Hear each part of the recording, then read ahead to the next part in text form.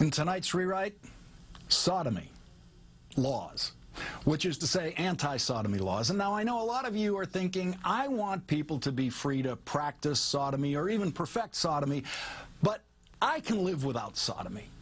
But if you think that, you probably don't know what sodomy is in the eyes of the law, anyway.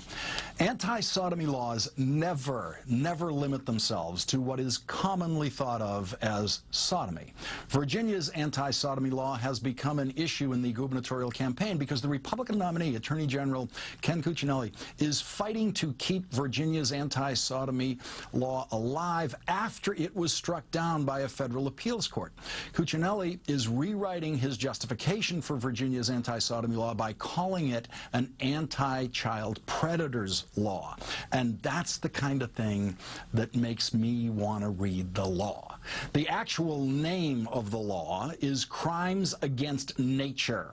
And that law says, if any person carnally knows in any manner any brute animal or carnally knows any male or female person by the anus or by or with the mouth, or voluntarily submits to such carnal knowledge, he or she shall be guilty of a Class 6 felony. Such a crime against nature carries a minimum 1-year prison sentence. So you see, sodomy in the eyes of the law includes stuff that maybe you can't live without.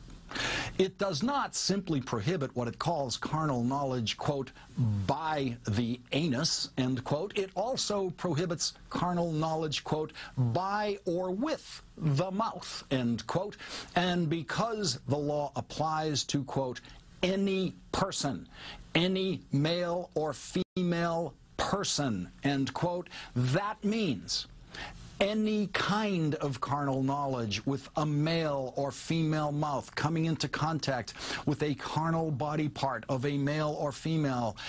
In other words, it prohibits most gay and straight sex. And while it's at it, it prohibits sex with, quote, any brute animal.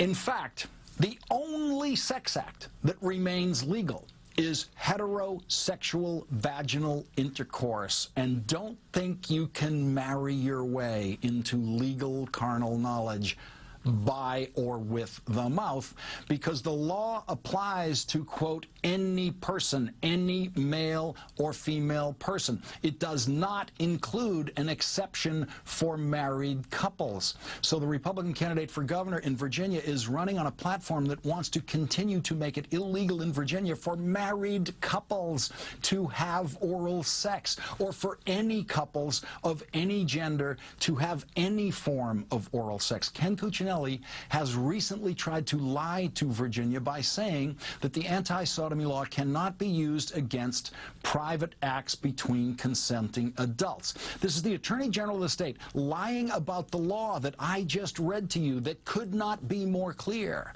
And how do we know he knows he's lying and not just stupid? Because when he served in the state Senate, he voted against a measure that would have changed the law to no longer apply to private consensual sex. As a legislator, he was actually given the chance to change the law into what he now says the law is, and he voted against that change.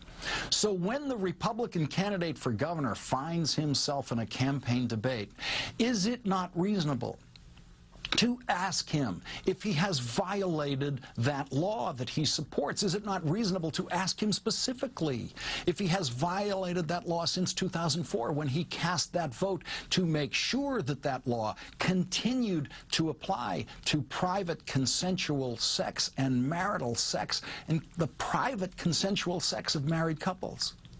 Now, I'm not eager to ask every candidate for governor in every state what sex acts they consensually engage in with their spouses, but when a governor is running on a platform that says if any person carnally knows in any manner any brute animal or carnally knows any male or female person by the anus or by or with the mouth or voluntarily submits to such carnal knowledge, he or she shall be guilty of a Class 6 felony. and go to jail for a year? Then I want to know if that candidate or his wife have done anything that would, under that law, put them in jail for a year. I also want to ask what the new state tourism slogan is going to be, because Virginia is for lovers is bullshit.